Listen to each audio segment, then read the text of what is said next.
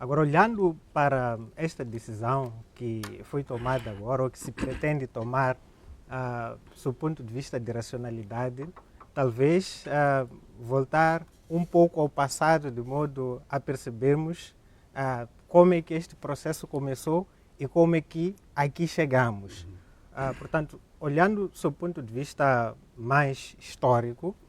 Moçambique implementa reformas de descentralização há bastante tempo. É só nos recordarmos que a primeira lei que culminou com a criação das autarquias locais data de 1997, a Lei 2/97, que criou as autarquias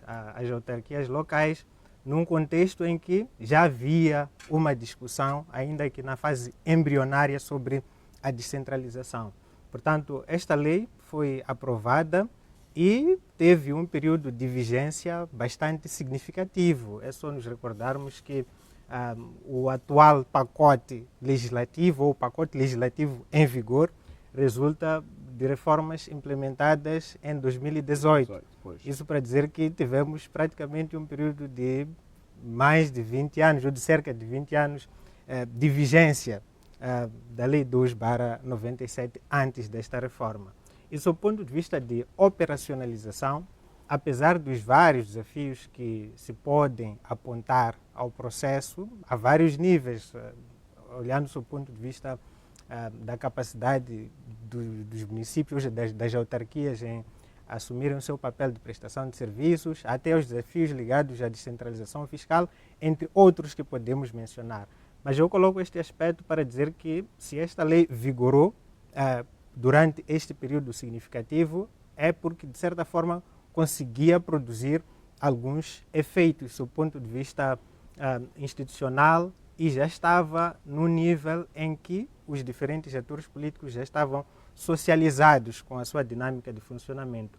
O que se nota é que, com a reforma de 2018, que foi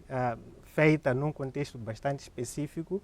houve a percepção de que, de certa forma, esta reforma representou um certo recuo.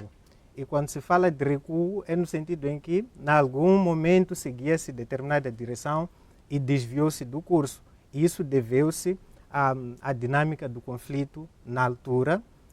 É só nos lembrarmos da tensão político-militar e das negociações entre o Partido Renamo e o governo, que culminaram com a instituição dos órgãos de governação descentralizada provincial e dos serviços de representação do Estado na província. Portanto, a partir do momento em que estes órgãos foram instituídos e a nova configuração institucional da descentralização foi aprovada, já havia receios de alguma ineficiência, de tal forma que, sob o ponto de vista de funcionamento, a grande crítica que se colocava estava justamente ligada à bicefalia na estrutura de governação do Estado a nível da província, justamente porque o secretário de Estado tinha, de certa forma, ou tem, de certa forma, algumas funções executivas que algumas correntes de opinião entendem que deviam estar sob a alçada do governador de província, porque este tem legitimidade democrática pelo fato de ter sido eleito localmente. Portanto, esta dinâmica de discussão, mais sob o ponto de vista político, também tem implicações sob o ponto de vista financeiro, porque a partir do momento em que nós temos duas estruturas que prestam praticamente, ou que assistem praticamente ao mesmo eixo de funções,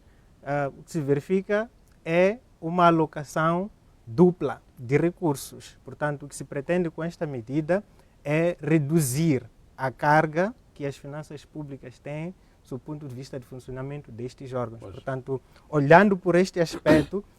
nós julgamos que já era previsível esta alteração ou este recuo em relação a essas duas. E justifica-se pela explicação que faz? Era previsível e justifica-se, pois